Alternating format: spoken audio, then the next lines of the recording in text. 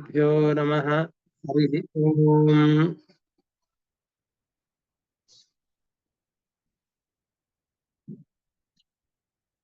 जन्माद्यस्य यतोऽन्वयादितरतश्चार्थेष्वभिज्ञस्वराट् तेने ब्रह्म हृदाय आदिकवये मुह्यन्ति यं सूरयः। तेजो वारिमृतां यथा विनिमयो यत्र त्रिसर्गो मृषा धाम्ना स्वेन सदा निरस्तकुहकम् सत्यं परं धीमहि। निगमकल्पतरोर्गलितं फलं शुकमुखादद्रवसंयुतम् पिबत भागवतं रसमालयम् मुहुरहो रसिकाः भुवि भावुकाः।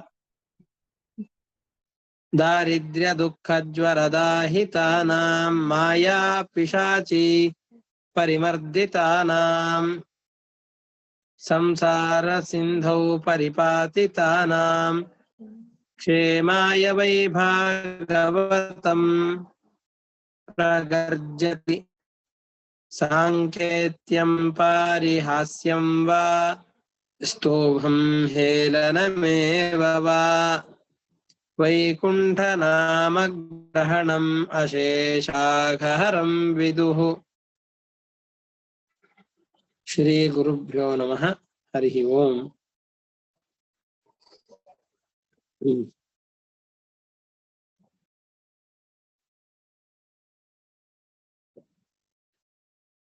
ನಾವು ಬ್ರಹ್ಮಾಂಡದ ನಿರೂಪಣೆಯನ್ನ ನೋಡ್ತಾ ಇದ್ದೇವೆ. ಅದರಲ್ಲಿ ಯಾವ ಯಾವ ಖಂಡಗಳಲ್ಲಿ ಪರಮಾತ್ಮ ಯಾವ ರೂಪದಿಂದ ವಾಸವಾಗಿದ್ದಾನೆ, ಪರಮಾತ್ಮನ ವ್ಯಾಪ್ತಿ ಹೇಗಿದೆ,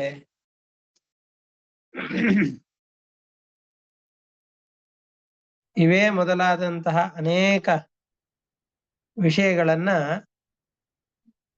ನೋಡ್ತಾ ಇದ್ದೇವೆ.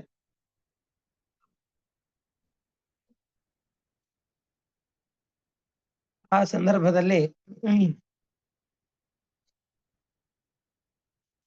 ಪರಮಾತ್ಮನ ವ್ಯಾಪ್ತಿ, ಅವನು ಯಾವ್ಯಾವ ಪ್ರದೇಶದಲ್ಲಿ ಇದ್ದಾನೆ ಅಂತ ನೋಡ್ತಾ ಇರುವಾಗ ಕಿಂಪುರುಷ ಖಂಡದಲ್ಲಿ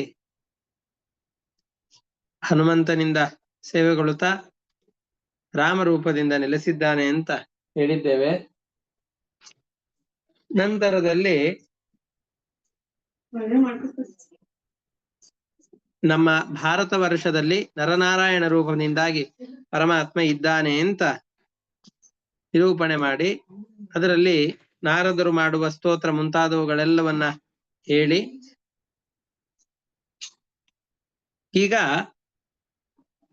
ಆ ಭಾರತ ದೇಶದ ಮಹತ್ವ ಏನು ಅನ್ನೋದನ್ನ, ಭಾರತ ವರ್ಷದ ಮಹತ್ವ ಏನು ಅಂತ ತಿಳಿಸಿಕೊಡ್ತಾ ಇದ್ದಾರೆ.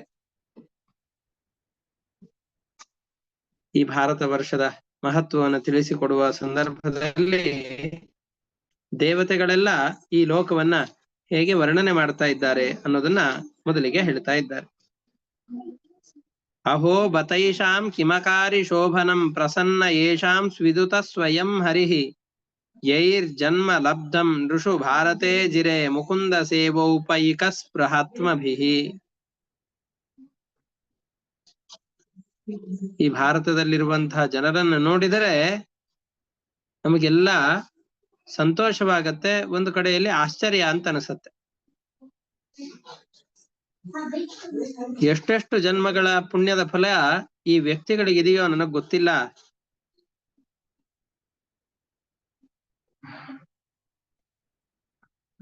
ಈ ಭಾರತ ಭೂಮಿಯಲ್ಲಿ ಈ ಜನರೆಲ್ಲ ಹುಟ್ಟಿಬಿಟ್ಟಿದ್ದಾರೆ.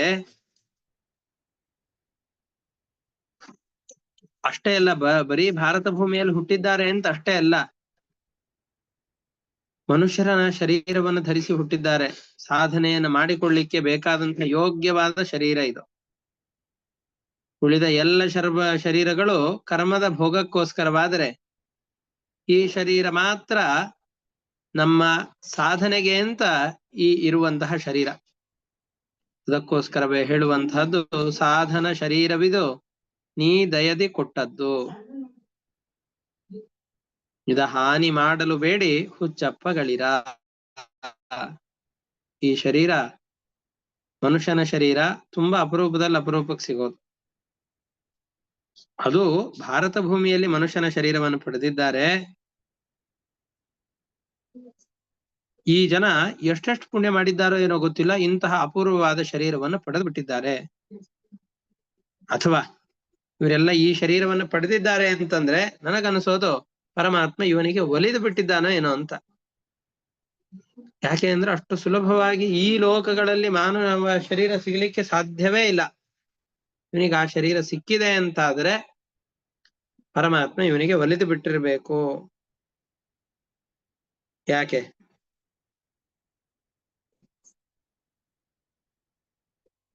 ಈ ಭಾರತ ಭೂಮಿಯಲ್ಲಿ ಹುಟ್ಲಿಕ್ಕೆ ಅಷ್ಟೆಲ್ಲ ಪುಣ್ಯ ಇರಬೇಕು, ಅದನ್ನ ಗಳಿಸಿಕೊಂಡಿದ್ದಾರೆ ಅಂತ ಆಯ್ತು. ಮಾನವ ಶರೀರ ಬಂದಿದೆ, ಇದು ದೊಡ್ಡ ಸಾಧನೆಯೇ ಹೌದು. ಹಾಗಾದ್ರೆ ಇದೇ ಮುಖ್ಯ ಪ್ರಯೋಜನವೇ? ಅಲ್ಲ. ದೇವತೆಗಳೆಲ್ಲ ಈ ಸ್ತೋತ್ರವನ್ನ ಮಾಡುವ ಸಂದರ್ಭದಲ್ಲಿ ಹೇಳ್ತಾ ಇದ್ದಾರೆ, ಮನುಷ್ಯರೆಲ್ಲ ಬಹಳ ಪ್ರಯಾಸ ಪಟ್ಟು ಹೇಗಾದ್ರೂ ಮಾಡಿ ದೇವತೆಗಳನ್ನ ನಮ್ಮ ಬುಟ್ಟಿಗೆ ಹಾಕೊಂಡು ಅವರಿಂದ ನಮಗೆ ಬೇಕಾದ ಫಲಗಳನ್ನ ಪಡಿಬೇಕು ಅಂತ ಬಹಳ ದುಷ್ಕರವಾದಂತಹ ನಾನಾ ವಿಧವಾದ ತಪಸ್ಸುಗಳನ್ನ, ಯಾಗಗಳನ್ನ, ಮತ್ತೆ ಉಪವಾಸಾದಿಗಳನ್ನ, ಅದರ ಜೊತೆಯಲ್ಲಿ ವ್ರತ ನಿಯಮಗಳು ಇವೆಲ್ಲವನ್ನ ಪಾಲನೆ ಮಾಡ್ತಾರೆ. ಕ್ಷುದ್ರವಾದ ಯಾವುದೋ ಒಂದು ಫಲವನ್ನ ಪಡೆಯಬೇಕು ಅಂತ ಸಾಮಾನ್ಯ ಜನರಿಂದ ಊಹಿಸಲಿಕ್ಕೂ ಸಾಧ್ಯ ಇಲ್ಲದೆ ಇರುವ ದುಷ್ಕರವಾದಂತಹ ಪ್ರಯತ್ನವನ್ನ ಪಟ್ಟು ನಮ್ಮನ್ನೆಲ್ಲ ಒಲಿಸಿಕೊಳ್ಳಿಕ್ಕೆ ಅಂತ ಬಹಳಷ್ಟು ಪ್ರಯತ್ನ ಪಡ್ತಾರೆ. ಅಂತಿಂತಹದ್ದಲ್ಲ, ಬಹಳ ದೊಡ್ಡದಾದ ಪ್ರಯತ್ನವನ್ನೇ ಪಡ್ತಾರೆ. ಅವ್ರು ಯಾವುದೋ ಒಂದು ಕಾಮ್ಯವಾದಂತಹ ಫಲದಿಂದಾಗಿ ದಾನವನ್ನು ಮಾಡ್ತಾರೆ, ತಪಸ್ಸನ್ನು ಮಾಡ್ತಾರೆ, ವ್ರತಾದಿಗಳು, ಉಪವಾಸಾದಿಗಳು ಇವೆಲ್ಲವನ್ನು ಮಾಡ್ತಾರೆ. ಅದರಿಂದ ಫಲ ಸಿಗೋದಿಲ್ವಾ? ಸಿಗತ್ತೆ. ಸ್ವರ್ಗಾದಿ ಅಲ್ಪವಾದಂತಹ ಫಲಗಳು ಸಿಗತ್ತೆ. ನಾವಿಲ್ಲಿ ಸ್ವರ್ಗಲೋಕದಲ್ಲಿ ಹೋದ ಅಂತಂದ್ರೆ ಸಾವಿರಾರು ವರ್ಷಗಳ ಕಾಲ ಸ್ವರ್ಗದಲ್ಲಿದ್ದು ಭೋಗವನ್ನು ಮಾಡ್ತಾನೆ ಅಂತ. ಸ್ವರ್ಗದಲ್ಲಿ ಭೋಗವು ಕೂಡ ತುಂಬಾ ಕಡಿಮೆ ಏನಲ್ಲ ನಮ್ಮ ಮನುಷ್ಯನ ಆಯುಷ್ಯಕ್ಕೆ ಹೋಲಿಸಿದರೆ. 100 ವರ್ಷ ಮನುಷ್ಯನ ಆಯುಷ್ಯ ಅಂತಾದ್ರೆ ಸ್ವರ್ಗಲೋಕದಲ್ಲಿ ಸಾವಿರಾರು ವರ್ಷಗಳ ಕಾಲ ಭೋಗವನ್ನು ಮಾಡ್ತಾನೆ. ಆದರೆ ಜೀವನ ಈ ಆವೃತ್ತಿಯಲ್ಲಿ ಜೀವನ ಒಟ್ಟಾರೆ ಆಯುಷ್ಯದ ಪ್ರಮಾಣದಲ್ಲಿ ಆ 1000 ವರ್ಷಗಳು ಕೂಡ ಬಹಳ ಅಲ್ಪವಾದದ್ದೇ. ಅಂತಹ ಅಲ್ಪವಾದ ಪ್ರಯೋಜನವನ್ನ ಪಡಿಲಿಕ್ಕೆ ಅಂತ ಅವರು ಬಹಳ ಕಷ್ಟಪಡ್ತಾರೆ. ಆದ್ರೆ ಇಷ್ಟೆಲ್ಲ ಕಷ್ಟಪಟ್ಟು ಉಪಯೋಗ ಏನಾಯ್ತು? ಮತ್ ವಾಪಸ್ ಇಲ್ಲೇ ಬರ್ಬೇಕಾಯ್ತಲ್ಲ. ಅವ್ರು ಈ ಭಾರತ ಭೂಮಿಯಲ್ಲಿ ಬಂದಾಗ ಅಂತಃಕರಣ ಶುದ್ಧಿಯಿಂದಾಗಿ ಭಗವಂತನ ಪಾದ ಕಮಲಗಳನ್ನ ಆರಾಧನೆ ಮಾಡಿದ್ರು ಅಂತಂದ್ರೆ ಯಾವ ಲೋಕಗಳಿಗೆ ಹೋದ್ರು ವಾಪಸ್ ಬರೋದಿಲ್ವೋ ಆ ಲೋಕಗಳನ್ನೇ ಹೊಂದಿಬಿಡಬಹುದು. ಆದರೆ ಚೆನ್ನಾಗಿ ಸಿಕ್ಕಿದ್ದೆ ಕೊನೆ ಚಾನ್ಸ್ ಇದು, ಮತ್ತೆ ಮುಂದೆ ಈ ತರದ ಶರೀರ ಬರುತ್ತೋ ಇಲ್ಲೋ ಅಂತ ಗೊತ್ತಿಲ್ಲ, ಹಾಗಾಗಿ ಚೆನ್ನಾಗಿ ಭೋಗಿಸಿಬಿಟ್ರೆ ಆಯ್ತು ಅಂತಂದುಕೊಂಡು ಇಂದ್ರಿಯಗಳ ತೃಪ್ತಿಗೋಸ್ಕರವಾಗಿ ಭೋಗವನ್ನ ಮಾಡ್ತಾ ಮಾಡ್ತಾ ಭಗವಂತನ ನಾಮಸ್ಮರಣೆಯನ್ನ ಕಳೆದುಕೊಂಡು ಬಿಡ್ತಾರೆ. ಎಂದೆಂದಿಗೂ ಆ ನಾಮಸ್ಮರಣೆ ಅವರ ಪಾಲಿಗೆ ಇಲ್ಲವಾಗಿ ಹೋಗಿಬಿಡತ್ತೆ. ಅವ್ರು ಹೇಳ್ತಾರೆ, ದೇವತೆಗಳೆಲ್ಲ ಹೇಳ್ತಾ ಇರುವಂತಹ ಮಾತು,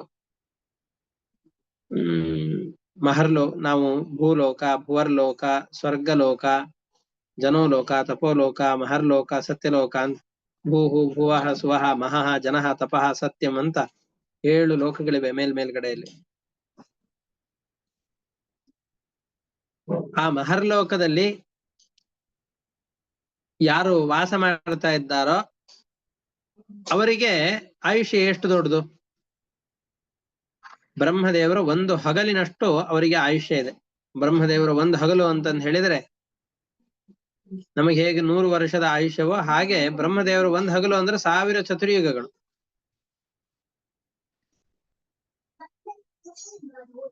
ಸಾವಿರ ಚತುರ್ಯುಗಗಳಷ್ಟು ಆಯುಷ್ಯ ಮಹರ್ಲೋಕ, ಅದರ ಮೇಲಿನ ಲೋಕದಲ್ಲಿರುವಂತಹ ಜನರಿಗೆ ಇದ್ದರೂ ಕೂಡ ಅಲ್ಲಿ ಆ ಕಲ್ಪ ಪೂರ್ತಿಯಾಗಿ ಸ್ಮರಣೆ ಮಾಡಿದರೂ ಅವ್ರು ಮತ್ ಸಂಸಾರದಲ್ಲಿ ಹುಟ್ಟತಾನೇ ಇರ್ಬೇಕು. ಅವ್ರಿಗೆ ಸಂಸಾರದಲ್ಲಿ ಹುಟ್ಟು ಇದ್ದೇ ಇರತ್ತೆ. ಆ ಹುಟ್ಟಿನ ಜಂಜಾಟದಿಂದ ತಪ್ಪಿಸ್ಕೊಳ್ಳಿಕ್ ಆಗೋದೇ ಇಲ್ಲ. ಆದರೆ ಈ ಭಾರತ ಭೂಮಿಯಲ್ಲಿ, ಕರ್ಮ ಭೂಮಿಯಾದಂತಹ ಭಾರತ ಭೂಮಿಯಲ್ಲಿ ಒಂದೇ ಒಂದು ಕ್ಷಣ ನಾರಾಯಣನ ಸ್ಮರಣೆಯನ್ನ ಮಾಡಿದರೂ ಕೂಡ ಅದು ಮೋಕ್ಷಕ್ಕೆ ಕಾರಣವಾಗತ್ತೆ. ಅದರಿಂದ ಮಹರ್ಲೋಕದಲ್ಲಿ ಬ್ರಹ್ಮದೇವರ ದಿನಕಲ್ಪದಷ್ಟು ದೊಡ್ಡದಾಯದ ಆಯುಷ್ಯವನ್ನ ಗಳಿಸಿ ಅಲ್ಲಿ ಸಾಧನೆಯನ್ನ ಮಾಡಿಕೊಳ್ಳೋದಕ್ಕಿಂತ ಕ್ಷಣಾಯುಷಾಂ ಭಾರತ ಭೂಜಯೋ ವರಹ. ನಾವು ಭಾರತದಲ್ಲಿ ಹುಟ್ಟಿದರೂ ತೊಂದರೆ ಇಲ್ಲ, ಒಂದು ಕ್ಷಣಕಾಲ ಇಲ್ಲಿ ನಮಗೆ ಆಯುಷ್ಯವಿದ್ರೂ ತೊಂದರೆ ಇಲ್ಲ. ಈ ಭಾರತ ಭೂಜಯ ವರಹ, ಈ ಮರ್ತ್ಯ ಶರೀರದಿಂದ ಮಾಡಿದ ಒಂದೇ ಒಂದು ಕ್ಷಣ ಕಾಲದ ಕರ್ಮವೂ ಕೂಡ ಮನೋನಿಗ್ರಹ ಉಳ್ಳಂಥವ್ರು ಪರಮಾತ್ಮನಲ್ಲಿ ಸಮರ್ಪಣೆ ಮಾಡಿದರು ಅಂತಂದು ಹೇಳಿದ್ರೆ ಪರಮಾತ್ಮನ ವೈಕುಂಠ ಸ್ಥಾನವನ್ನೇ ಪಡೆದು ಬಿಡುತ್ತಾರೆ. ಮುಂದೆ ಅಜಾಮಿಳನ ಕಥೆಯನ್ನು ಇದಕ್ಕೆ ಹೇಳ್ತಾರೆ. ಹಾಗಾಗಿ ಈ ಭಾರತದ ಕ್ಷೇತ್ರದಲ್ಲಿ ಮಾಡಿದಂತಹ ಪುಣ್ಯ ಬಹಳ ದೊಡ್ಡದಾದದ್ದು. ಅದನ್ನ ಹೇಳ್ತಾ ಇದ್ದಾರೆ.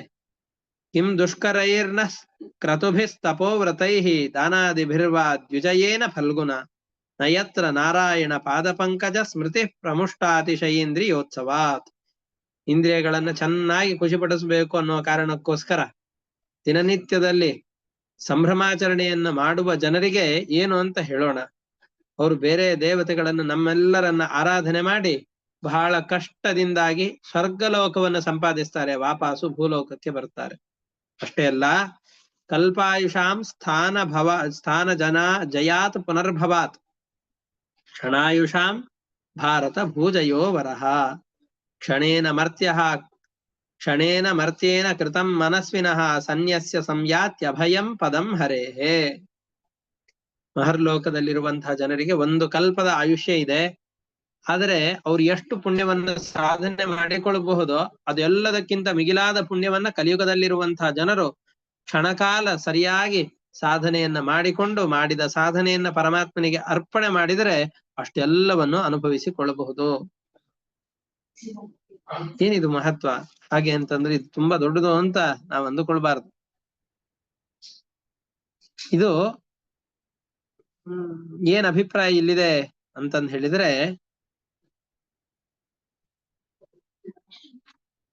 ಒಂದು ಮಹಾಭಾರತದ ಯುದ್ಧದ ಸಂದರ್ಭದಲ್ಲಿ ಕೃಷ್ಣ ಅರ್ಜುನರು ಒಂದು ರಥದಲ್ಲಿ ಕೂತಿದ್ದಾರೆ. ಎದುರುಗಡೆಯಲ್ಲಿ ಕರ್ಣ ಕೂತಿದ್ದಾನೆ.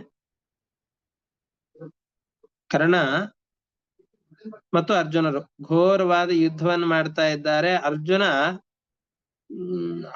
ಕರ್ಣನ ರಥವನ್ನ ಪುಡಿ ಪುಡಿಗಟ್ತಾ ಇದ್ದಾನೆ.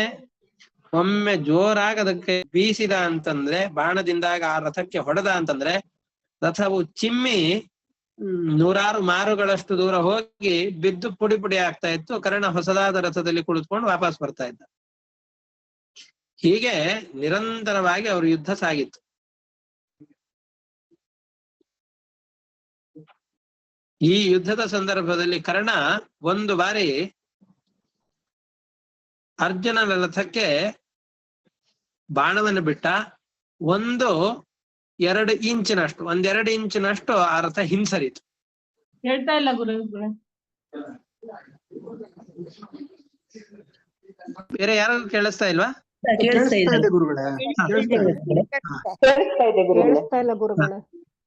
ಯಾರಿಗಾದ್ರೂ ಕೇಳಿಸ್ತಾ ಇಲ್ಲ ಅಂತಂದ್ರೆ ತಾವು ಲಾಗೌಟ್ ಆಗಿ ಮತ್ತೊಮ್ಮೆ ಸೇರಿಕೊಳ್ಳಿ, ಕೇಳಿಸುತ್ತೆ.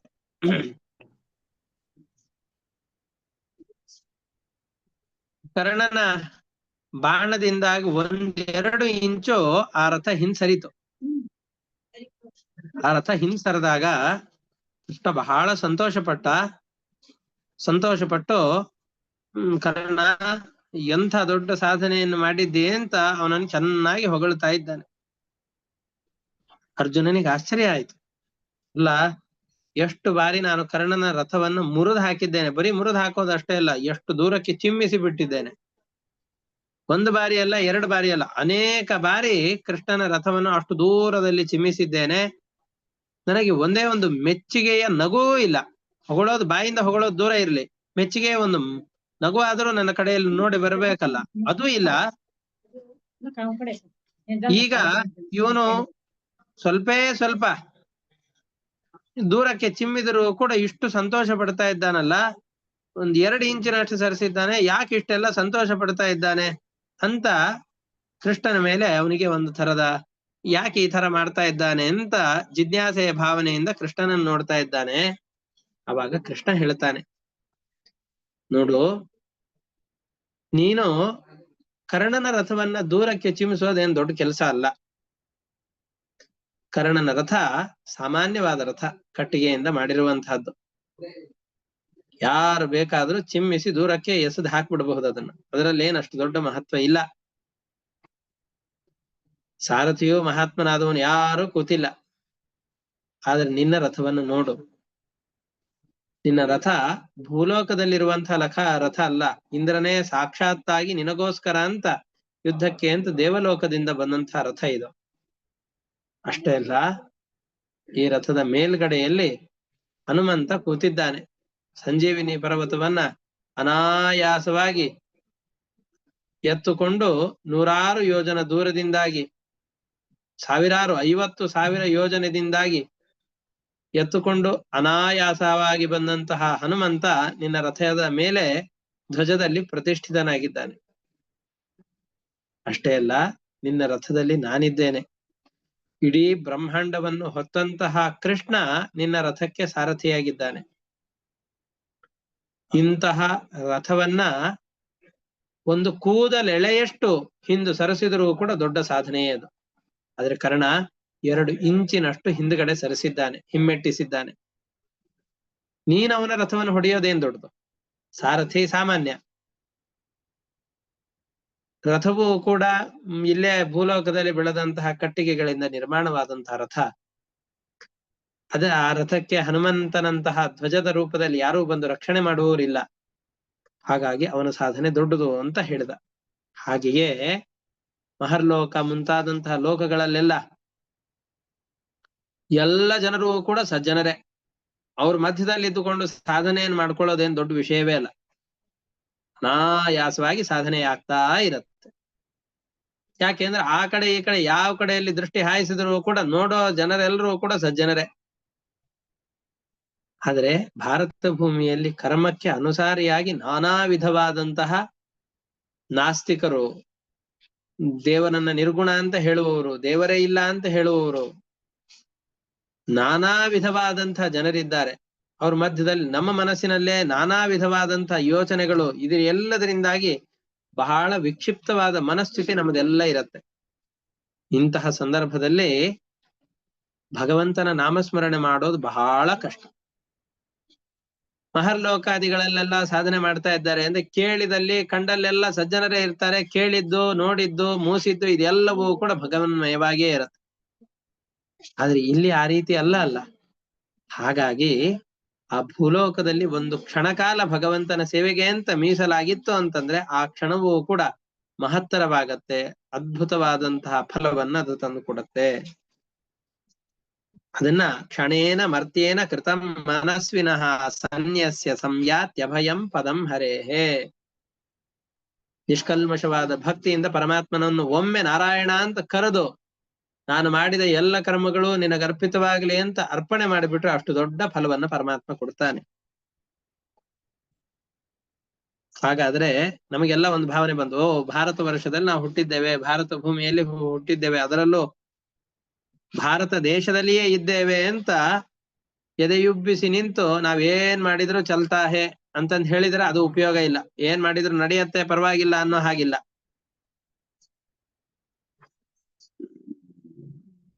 ನಾವು ಈ ಭಾರತ ಭೂಮಿಯಲ್ಲಿದ್ದು ಹರಿಕಥಾಮೃತ ಪಾನವನ್ನ ಮಾಡ್ಲಿಲ್ಲ ಅಂತಂದ್ರೆ, ನಿರಂತರವಾಗಿ ನಮ್ಮ ಮನೆಯಲ್ಲಿ ನದಿಗಳು ಹರಿತಾ ಇರಬೇಕು. ಭಗವಂತನ ಕಥಾಮೃತವೆಂಬಂತಹ ನದಿ ನಿರಂತರವಾಗಿ ಮನೆಯಲ್ಲಿ ಹರಿತಾ ಇರಬೇಕು. ಮನೆಯಲ್ಲಿ, ಮನಸ್ಸಿನಲ್ಲಿ, ದೇಶದಲ್ಲಂತೂ ಪವಿತ್ರವಾದಂತಹ ನದಿಗಳು ಹರಿತಾ ಇದೆ. ಭಾರತ ಭೂಮಿಯಲ್ಲಿ ನೂರಾರು ನದಿಗಳಿವೆ ಅಂತ ನಿನ್ನೆಯ ಪಾಠದಲ್ಲಿ ಆ ನದಿಗಳನ್ನ ಹೆಸರಿಸಿ, ಪರ್ವತಗಳನ್ನ ಹೆಸರಿಸಿ, ಆ ಪರ್ವತದ ತಪ್ಪಲಿನಿಂದ ನೂರಾರು ನದಿಗಳು ಪವಿತ್ರವಾದದ್ದು ಭೂಮಿಯನ್ನ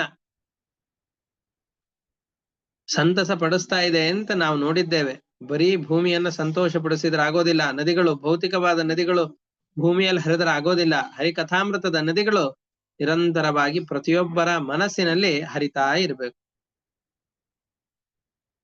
ಹರಿಕಥೆಯನ್ನ ಹೇಳುವಂತಹ, ಕೇಳುವಂತಹ ಜನರಿಲ್ಲ ಅಂತಾದ್ರೆ, ಸಜ್ಜನರಿಲ್ಲ ಅಂತಾದ್ರೆ, ಪ್ರತಿನಿತ್ಯದಲ್ಲಿ ಭಗವಂತನ ಕಥಾಮೃತ ಶ್ರವಣ ಕಿವಿಗಾಗಲಿಲ್ಲ ಅಂತಂದ್ರೆ, ಭಗವಂತನ ಉದ್ದೇಶದಿಂದ ನರ್ತನ, ಗೀತೆ, ಉತ್ಸವಗಳು, ವಿಷ್ಣುವಿನ ಉದ್ದೇಶದಿಂದ ಯಜ್ಞ ಯಾಗಾದಿಗಳು ಇವು ಎಲ್ಲ ನಡಿಲಿಲ್ಲ ಅಂತಂದ್ ಹೇಳಿದ್ರೆ ಸ್ವರ್ಗಲೋಕವು ಕೂಡ ವ್ಯರ್ಥ, ನರಕಕ್ಕೆ ಸಮಾನ.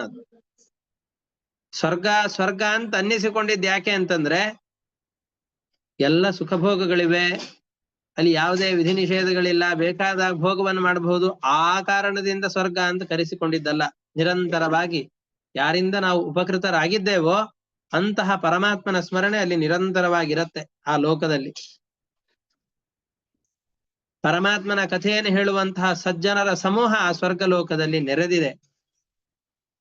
ಸಂಗೀತ, ನೃತ್ಯ, ನಾನಾ ವಿಧವಾದಂತಹ ಸೇವೆಗಳನ್ನ ಪರಮಾತ್ಮನ ಉತ್ಸವ ಅಂತ ತಿಳಿದುಕೊಂಡು ನಿರಂತರವಾಗಿ ಅಲ್ಲಿ ಮಾಡ್ತಾ ಇರ್ತಾರೆ. ನಿರಂತರವಾಗಿ ವಿಷ್ಣುವಿನ ಉದ್ದೇಶದಿಂದ ಯಜ್ಞ ಯಾಗಾದಿಗಳೆಲ್ಲ ಅಲ್ಲಿ ನಡೀತಾ ಇರತ್ತೆ ಅನ್ನೋ ಕಾರಣಕ್ಕೋಸ್ಕರವಾಗಿ ಅದನ್ನು ಸ್ವರ್ಗ ಅಂತ ಕರೀತಾರೆ. ನಮ್ಮ ಭೂಮಿಯು ಅನೇಕ ರಾಜ ಮಹಾರಾಜರ ಕಾಲದಲ್ಲಿ ಸ್ವರ್ಗದಂತಿತ್ತು ಅಂತ ನಾವು ಹಿಂದಿನ ಅನೇಕ ಕಥೆಗಳಲ್ಲಿ ಕೇಳಿದ್ದೇವೆ. ಮುಂದೆಯೂ ಅನೇಕ ಕಥೆಗಳಲ್ಲಿ ರಾಜಾಧಿರಾಜರ ಕಥೆಗಳ ಸಂದರ್ಭದಲ್ಲಿ ಅದೆಲ್ಲವನ್ನ ಕೇಳ್ತೇವೆ. ಹಾಗಾದ್ರೆ ದೇವಲೋಕ ವಾಸಕ್ಕೆ ಯೋಗ್ಯವಾಗಿದೆ ಅಂತ ಅನ್ನಿಸಿಕೊಳ್ಳೋದು ಯಾವುದಕ್ಕೋಸ್ಕರ ನೋಡಿ? ಬೆಂಗಳೂರಲ್ಲೆಲ್ಲ ಕೋಟಿ ಕೋಟಿ ಸಂಖ್ಯೆಯಲ್ಲಿ ಜನರೆಲ್ಲ ಬಂದು ವಾಸ ಮಾಡ್ತಾ ಇದ್ದಾರೆ. ಪ್ರಯಾಗ ಕ್ಷೇತ್ರದಲ್ಲಿ ಕೋಟ್ಯಂತರ ಜನರೆಲ್ಲರೂ ಕೂಡ ಬಂದು ಸೇರ್ತಾ ಇದ್ದಾರೆ. 50 ಕೋಟಿ ಸಂಖ್ಯೆಯಲ್ಲಿ ಜನರೆಲ್ಲ ಬಂದಿದ್ದಾರೆ. ಯಾಕೆ? ನದಿ ಹರಿತಾ ಇದೆ ಅಂತ. ಆ ನದಿಯೇ ಇಲ್ಲ ಅಂತಂದ್ರೆ ಜನರು ಯಾರು ಬಂದು ಅಲ್ಲಿ ಸೇರ್ತಾ ಇದ್ರು? ಆ ಕ್ಷೇತ್ರ ಪವಿತ್ರವಾದದ್ದು ಆ ನದಿ ಹರಿತಾ ಇರೋ ಕಾರಣದಿಂದಾಗಿ. ಆ ನದಿಯೇ ಇಲ್ಲ ಅಂತಂದ್ರೆ ಆ ಕ್ಷೇತ್ರವೇನು ಪವಿತ್ರವಾಗತ್ತೆ? ಹಾಗಾದ್ರೆ ಆ ನದಿ ಹರಿತಾ ಇರೋದ್ರಿಂದ ಆ ಕ್ಷೇತ್ರವು ಹೇಗೆ ಪವಿತ್ರವಾಗತ್ತೋ ಹಾಗೆ ದೇವಲೋಕವು ಪವಿತ್ರವಾಗಿರೋದು ಯಾಕೆ?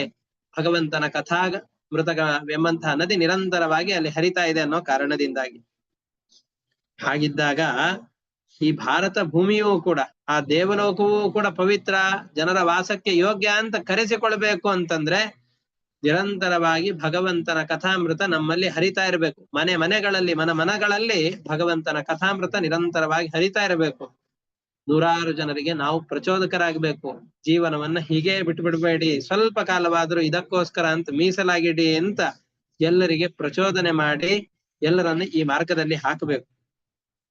ಇಲ್ಲ ಅಂತಂದ್ರೆ ದೇವಲೋಕವೂ ದೇವಲೋಕ ಅಂತ ಕರೆಸಿಕೊಳ್ಳೋದಿಲ್ಲ ಅಂತಾದಾಗ ಭಾರತ ಪವಿತ್ರ ಅಂತ ಹೇಗೆ ಕರೆಸಿಕೊಂಡಿತ್ತು? ಭಾರತವೆಲ್ಲ ಪವಿತ್ರ ಅಂತ ಕರೀತಾ ಇರೋದು ಇಲ್ಲಿ ಭಗವಂತನ ಕಥಾಶ್ರವಣವೆಲ್ಲವೂ ಕೂಡ ಚೆನ್ನಾಗಾಗತ್ತೆ ಅನ್ನುವ ಕಾರಣದಿಂದಾಗಿ. ಹಾಗಾಗಿ ಈ ಭಾರತ ಭೂಮಿಯಲ್ಲಿ ನಮಗೆ ಜನ್ಮ ಸಿಕ್ಕಿದೆ ಅಂತಾದ್ರೆ ನಿರಂತರವಾಗಿ ಭಗವಂತನ ಕಥೆಗಳನ್ನು ನಾವು ಕೇಳಬೇಕು. ಕೇಳಿ ಅಷ್ಟಕ್ಕೆ ಬಿಟ್ಟು ಬಿಡೋದಲ್ಲ, ಒಂದು 4-6 ಜನರಿಗೆ ಈ ಕಥೆಗಳನ್ನ ಹೇಳಬೇಕು. ಅಥವಾ ಕಥೆಗಳಿಂದ ನಾವು ಪಡೆದಂತಹ ನೀತಿಗಳನ್ನ ಎಲ್ಲವನ್ನ ಜೀವನದಲ್ಲಿ ಅಳವಡಿಸಿಕೊಳ್ಬೇಕು. ಹರಿಯ ಪ್ರೀತಿಗೋಸ್ಕರವಾಗಿ ನಿರಂತರವಾಗಿ ಯಜ್ಞ ಯಾಗಾದಿಗಳನ್ನು ಮಾಡ್ಬೇಕು. ಯಜ್ಞ ಅಂತಂದ್ರೆ ಈ ಜ್ಞಾನ ಯಜ್ಞವೇ. ನಿರಂತರವಾಗಿ ಮನೆಯಲ್ಲಾಗುವಂತಹ ಯಜ್ಞ ಯಾಗ ಅಂತಂದ್ರೆ ಭಗವಂತನ ಉದ್ದೇಶದಿಂದ ಮಾಡುವಂತಹ ಈ ಜ್ಞಾನ ಕರ್ಮಗಳೇ ದೊಡ್ಡ ಯಜ್ಞ ಯಾಗಾದಿಗಳು. ನಾವು ಹಾಡ್ತಾ ಮನೆಯಲ್ಲಿರುವಂತಹ ದೇವರಿಗೆ ಸಂಕೀರ್ತನೆಗಳನ್ನು ಮಾಡಬೇಕು. ಒಳ್ಳೆ ಹಾಡುಗಳನ್ನು ಎಲ್ಲರೂ, ಮನೆಯ ಮಂದಿಗಳೆಲ್ಲರೂ ಕೂಡ ಸೇರಿಕೊಂಡು ಭಗವಂತನ ಸೇವೆ ಅಂತ ಆ ದೇವರ ಎದುರುಗಡೆಯಲ್ಲಿ ನಿಂತು ಹಾಡಬೇಕು. ಜೋರಾಗಿ ಮನೆಯಲ್ಲಿ ಹಾಡುಗಳನ್ನೆಲ್ಲ ಹಾಡ್ತಾ ಇರ್ಬೇಕು. ಆವಾಗ ಈ ಭಾರತ ಭೂಮಿಯಲ್ಲಿ ಹುಟ್ಟಿದ್ದು ಕೂಡ ಸಾರ್ಥಕ ಅಂತ ಕರೆಸಿಕೊಳ್ಳುತ್ತದೆ. ನಯತ್ರ ವೈಕುಂಠ ಕಥಾ ಸುಧಾಪಗ ನ ಸಾಧವೋ ಭಾಗವತಾಸ್ತದಾಶ್ರಯಾಃ ನಯತ್ರ ಯಜ್ಞೇಶ ಮಖಾ ಮಹೋತ್ಸವಾಃ ಸುರೇಶ ಲೋಕೋಪಿ ನಯಾತಿ ಸೇವ್ಯತಾಂ. ವೈಕುಂಠ ನಾಮಕನಾದಂತಹ ಪರಮಾತ್ಮನ ಕಥಾ ಸುಧೆ ಎಲ್ಲಿ ಹರಿಯೋದಿಲ್ವೋ, ಸಜ್ಜನರು ಭಾಗವತರಾದಂತಹ ಜನರು ಯಾರಿದ್ದಾರೋ ಅವ್ರು ಇಲ್ಲಿ ಇಲ್ವೋ, ಯಾವ ಕ್ಷೇತ್ರದಲ್ಲಿ ವಾಸ ಮಾಡ್ತಾ ಇಲ್ವೋ, ಯಾವ ಕ್ಷೇತ್ರದಲ್ಲಿ ಭಗವಂತನ ಉದ್ದೇಶದಿಂದ ಯಜ್ಞ ಯಾಗಾದಿ ಸತ್ಕರ್ಮಗಳ ಆಗ್ತಾ ಇಲ್ವೋ ಅಂತಹ ಲೋಕ ದೇವಲೋಕವಾದರೂ ಅದು ಯಾರು ಕೂಡ ಹೋಗ್ಬೇಕು ಅಂತ ಬಯಸೋದಿಲ್ಲ. ಇನ್ನು ಭಾರತ ಭೂಮಿಯನ್ನು ಇನ್ನೇನು ಅಂತ ಹೇಳಬೇಕು. ನಮಗೆಲ್ಲ ಬುದ್ಧಿ ಶಕ್ತಿಯನ್ನು ಕೊಟ್ಟಿದ್ದಾನೆ, ಸತ್ಕರ್ಮಗಳನ್ನ ಮಾಡ್ಲಿಕ್ಕೆ ಬೇಕಾದಂತಹ ಶಕ್ತಿಯನ್ನು ಕೊಟ್ಟಿದ್ದಾನೆ. ಈ ಸತ್ಕರ್ಮಗಳನ್ನ ಮಾಡ್ಲಿಕ್ಕೆ ಬೇಕಾದಂತಹ ದ್ರವ್ಯ ಸಂಪತ್ತನ್ನು ಕೊಟ್ಟಿದ್ದಾನೆ. ಯೋಗ್ಯವಾದಂತಹ ಮನುಷ್ಯ ಶರೀರವನ್ನ ಪರಮಾತ್ಮ ಕೊಟ್ಟಿದ್ದಾನೆ. ಇವೆಲ್ಲ ಬರೋದು ಒಂದೊಂದು ಬಹಳ ಕಷ್ಟ. ಜಗತ್ತಿನಲ್ಲಿರುವ ಎಲ್ಲ ಜನರನ್ನ ಗಮನಿಸಿದರೆ ಎಷ್ಟೋ ಜನಕ್ಕೆ ಬುದ್ಧಿ ಶಕ್ತಿ ಇರುತ್ತೆ, ಕೈಕಾಲುಗಳಲ್ಲಿ ಸ್ವಾಧೀನವೇ ಇರೋದಿಲ್ಲ. ಕೈಕಾಲುಗಳಲ್ಲಿರುವ ಶಕ್ತಿಯನ್ನ ಕಳೆದುಕೊಂಡು ಬಿಟ್ಟಿರ್ತಾರೆ. ಕೆಲವೊಂದಿಷ್ಟು ಜನಕ್ಕೆ ಬುದ್ಧಿಶಕ್ತಿಯೂ ಇದೆ, ಚೆನ್ನಾಗಿ ಕೆಲಸ ಮಾಡುವ ಸಾಮರ್ಥ್ಯ ಇದೆ, ಆದ್ರೆ ಸಂಪತ್ತೇ ಇರೋದಿಲ್ಲ. ಸಂಪತ್ತೇ ಇಲ್ಲದೆ ಇರೋದ್ರಿಂದ ಏನು ಸತ್ಕರ್ಮಗಳನ್ನ ಮಾಡಬೇಕು ಅಂತ ಬಯಸಿದರೂ ಆ ಕರ್ಮಗಳನ್ನ ಮಾಡ್ಲಿಕ್ಕೆ ಅವರಿಗೆ ಸಾಧ್ಯವಾಗುವುದಿಲ್ಲ. ಇವು ಎಲ್ಲವೂ ಇರೋರಿಗೆ ಪ್ರಾರಬ್ಧ ಕರ್ಮದ ವಶದಿಂದ ಮನುಷ್ಯ ಶರೀರವೇ ಬಂದಿರೋದಿಲ್ಲ. ಮನುಷ್ಯ ಶರೀರ ಬಂದಿರತ್ತೆ, ಮನುಷ್ಯನ ಮನಸ್ಸು ಬಂದಿರೋದಿಲ್ಲ. ಪ್ರಾಣಿಗಳ ವರ್ತನೆ ಇರತ್ತೆ, ಎಲ್ಲವೂ ಇರತ್ತೆ. ಬುದ್ಧಿಶಕ್ತಿ ಇದೆ, ದೇಹದಲ್ಲಿ ಒಳ್ಳೆ ಯೌವನ ಇದೆ, ಕರ್ಮಗಳನ್ನ ಆಚರಣೆ ಮಾಡ್ಲಿಕ್ಕೆ ಬೇಕಾದಂತಹ ದ್ರವ್ಯಗಳು, ಸಾಧನ ಸಂಪತ್ತೆಲ್ಲವೂ ನಮ್ಮ ಬಳಿಯಲ್ಲಿದೆ. ಇವು ಎಲ್ಲವೂ ಇದೆ. ಆದ್ರೆ ಮನುಷ್ಯನಿಗೆ ಇರಬೇಕಾದಂತಹ ಬುದ್ಧಿ, ಕೃತಜ್ಞತಾ ಬುದ್ಧಿ, ಇನ್ನೊಬ್ಬರಿಗೆ ಸಹಕಾರವನ್ನು ಮಾಡಬೇಕು, ದಾನ ದ್ರವ್ಯಾದಿಗಳನ್ನ ಕೊಡಬೇಕು, ನಿರಂತರವಾಗಿ ಹರಿಕಥಾ ಶ್ರವಣವನ್ನು ಮಾಡಬೇಕು, ದಿನದ ಸ್ವಲ್ಪ ಕಾಲವನ್ನಾದ್ರೂ ಸತ್ಕರ್ಮಗಳಿಗೋಸ್ಕರ ಮೀಸಲಾಗಿಡಬೇಕು. ಪ್ರತಿನಿತ್ಯದಲ್ಲಿ ಏನೇ ಕೆಲಸಗಳನ್ನ ಮಾಡಿದರೂ ಎಲ್ಲವನ್ನ ಭಗವಂತನಿಗೆ ಅರ್ಪಣೆ ಮಾಡಬೇಕು ಅನ್ನುವ ಬುದ್ಧಿ ಯಾರಿಗೂ ಬರೋದಿಲ್ಲ. ಅಂತ ಆದ್ರೆ ಮೋಕ್ಷಕ್ಕೆ ಯತ್ನವನ್ನು ಮಾಡ್ಲಿಲ್ಲ ಅಂತಂದ್ರೆ ಅವನು ಹೇಗೆ ಅಂತಂದ್ರೆ, ಬೇಡ ಒಂದು ಬಲೆಯನ್ನ ಹೆಣೆದಿರ್ತಾನೆ, ಬಲೆಯಲ್ಲಿ ಸಿಕ್ಕು ಬೀಳುತ್ತಾರೆ. ಆ ಬಲೆಯಿಂದ ಹೇಗೋ ಕಷ್ಟದಿಂದ ತಪ್ಪಿಸಿಕೊಳ್ಳೋದು, ಮತ್ತೆ ಇನ್ನೊಮ್ಮೆ ಅದೇ ಬಲೆಗಾರನ ಬಲೆಗೆ ಮತ್ತೆ ವಾಪಸ್ಸು ಸಿಕ್ಕು ಬೀಳೋದು. ಹಾಗೆ ಈಗೇನೋ ಈ ಶರೀರ ಬಂದಿರತ್ತೆ, ಏನೋ ಅಲ್ಪ ಸ್ವಲ್ಪ ಸತ್ಕರ್ಮಗಳನ್ನು ಮಾಡಿ ಸ್ವರ್ಗಕ್ಕೆ ಹೋಗ್ತೇವೆ, ಮತ್ತೆ ವಾಪಸ್ ಇಲ್ಲಿಯೇ ಬಂದು ಇಲ್ಲೇ ಸಂಸಾರ ಚಕ್ರದಲ್ಲಿ ತಿರುಗ್ತಾ ಇರ್ಬೇಕಾಗತ್ತೆ. ಒಂದು ಇರುವೆ ಇರುತ್ತೆ, ಇರುವೆಗೆ ಒಂದು ಯಾವ್ದಾದ್ರು ಒಂದು ಗಾಜಿನ ಮುಚ್ಚಳವನ್ನು ಮುಚ್ಚಿ ಹಾಕಿ ನೋಡಿ ಒಮ್ಮೆ. ಅದು ಏನ್ ಮಾಡ್ತಾ ಇರತ್ತೆ ಅಂದ್ರೆ ಸುತ್ತಿನಲ್ಲಿಯೇ ತಿರುಗುತ್ತಾ ಇರತ್ತೆ. ಅಥವಾ ಎಣ್ಣೆಯನ್ನು ತೆಗಿಲಿಕ್ಕೆ ಅಂತ ಗಾಣಕ್ಕೆ ಎತ್ತನ್ನ ಕಟ್ಟಿರ್ತಾರೆ, ಆ ಗಾಣಕ್ಕೆ ಕಟ್ಟಿದ ಎತ್ತಿನಂತೆ ಅಲ್ಲೇ ತಿರುಗ್ತಾ ಇರ್ತೇವೆ ಹೊರತಾಗಿ ಈ ಸಂಸಾರದ ಉನ್ನತಿಯನ್ನ ಏನನ್ನು ಪಡೆಯೋದಿಲ್ಲ, ಈ ಶರೀರದ ಸೌಭಾಗ್ಯವನ್ನ ಪಡೀಲಿಕ್ಕೆ ಆಗೋದಿಲ್ಲ. ಪ್ರಾಪ್ತ ನೃಜಾತಿಂ ತ್ವಿಹ ಯೇ ಚ ಜಂತವೋ ಜ್ಞಾನ ಕ್ರಿಯಾ ದ್ರವ್ಯ ಕಲಾಪ ಸಂಹೃತಾಃ ನಚೇದ್ ಯತೇರನ್ ಅಪುನರ್ಭವಾಯತೆ ಭೂಯೋ ವನೌಕಾ ಇವ ಯಾಂತಿ ಬಂಧನಂ. ಕಾಡಿನಲ್ಲಿ ಸಂಚಾರ ಮಾಡುವಂತಹ ಮೃಗಗಳು ಮತ್ತೆ ಮತ್ತೆ ಬೇಟೆಗಾರನ ಬಲೆಗೆ ಬಿದ್ದು ಸಿಕ್ಕು ಬೀಳುವಂತೆ ಈ ಜನರೆಲ್ಲರೂ ಕೂಡ ಮತ್ತೆ ಮತ್ತೆ ಈ ಬಲೆಯಲ್ಲೇ ಸಿಕ್ಕು ಬೀಳುತ್ತಾರೆ, ಸಂಸಾರ ಬಂಧನದಲ್ಲಿ ಸಿಕ್ಕು ಹಾಕಿಕೊಂಡು ಬಿಡುತ್ತಾರೆ.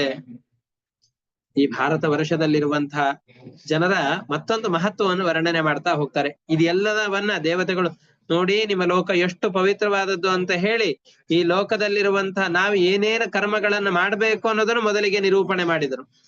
ನಿರೂಪಣೆ ಮಾಡಿ ನಂತರದಲ್ಲಿ ಮತ್ತೆ ಈ ದೇಶದಲ್ಲಿರುವ ಜನರು ಏನ್ ಮಾಡ್ತಾ ಇದ್ದಾರೆ, ಅನೇಕ ಯಜ್ಞ ಯಾಗಾದಿಗಳನ್ನ ಮಾಡ್ತಾ ಇದ್ದಾರೆ.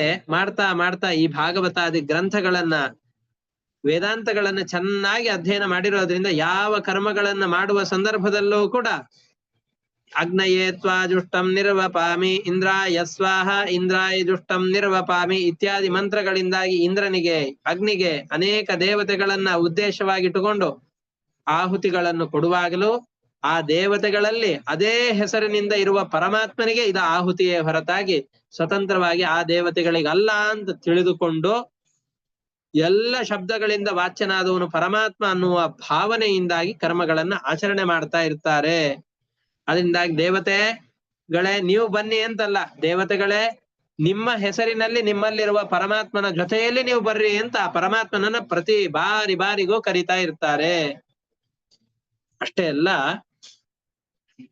ಈ ದೇಶದಲ್ಲಿರುವಂತಹ ಜನರೆಲ್ಲರೂ ಕೂಡ ಯಜ್ಞ ಯಾಗಾದಿಗಳನ್ನು ಈ ರೀತಿಯಾಗಿ ಮಾಡ್ತಾ ಇದ್ದಾರೆ ಅಂತಂದ್ರೆ, ಹಾಗಾದ್ರೆ ಈ ಯಜ್ಞ ಯಾಗಾದಿಗಳನ್ನು ಮಾಡ್ಬೇಕಾದ್ರೆ ನಮ್ಮ ಮನಸ್ಸಿನಲ್ಲಿ ಕೆಲವೊಂದಿಷ್ಟಿರತ್ತೆ. ನಾವೆಲ್ಲ ಯಾವುದೋ ಒಂದು ಫಲದ ಬಯಕೆಯಿಂದಾಗಿ ಕರ್ಮಗಳನ್ನ ಮಾಡ್ತಾ ಇದ್ದೇವೆ ಅಂತಂದ್ರೆ ಪರಮಾತ್ಮ ಸರಿ ಆಯ್ತು, ನೀನು ಕೇಳಿ ಈ ಕರ್ಮಗಳನ್ನ ಮಾಡ್ತಾ ಇದ್ದೀಯಲ್ಲ, ನೀನು ಕೇಳಿದಂತ ವರವನ್ನು ಕೊಡ್ತೇನೆ ಅಂತ ಆ ವರಗಳನ್ನು ಖಂಡಿತವಾಗಿ ಕೊಡ್ತಾನೆ. ಆದರೆ ಪರಮಾತ್ಮ ಅದನ್ನು ಕೊಡ್ತಾನಲ್ಲ, ಕೊಟ್ಟಾಗ ನನ್ನಂತಹ ಸಂಪತ್ತಿರೋನ್ ಯಾರು, ನಾನು ಬೇಡಿದ್ದೆಲ್ಲವೂ ಕೂಡ ಸಿಕ್ಬಿಡತ್ತೆ ಅಂತ ಅಹಂಕಾರವನ್ನ ತೋರಿಸಿದ ಅಂತಂದ್ರೆ ಕೊಟ್ಟಿದ್ದನ್ನ ಕಿತ್ತುಕೊಳ್ತಾನೆ. ಅಷ್ಟೇ ಅಲ್ಲ, ಮತ್ತೊಮ್ಮೆ ಬೇಡಿದರೂ ಅದನ್ನ ಕೊಡಲಾರ. ಆದರೆ ಬೇಡಿದರೆ ಇಷ್ಟೆಲ್ಲ ಅನರ್ಥ ಇದೆ.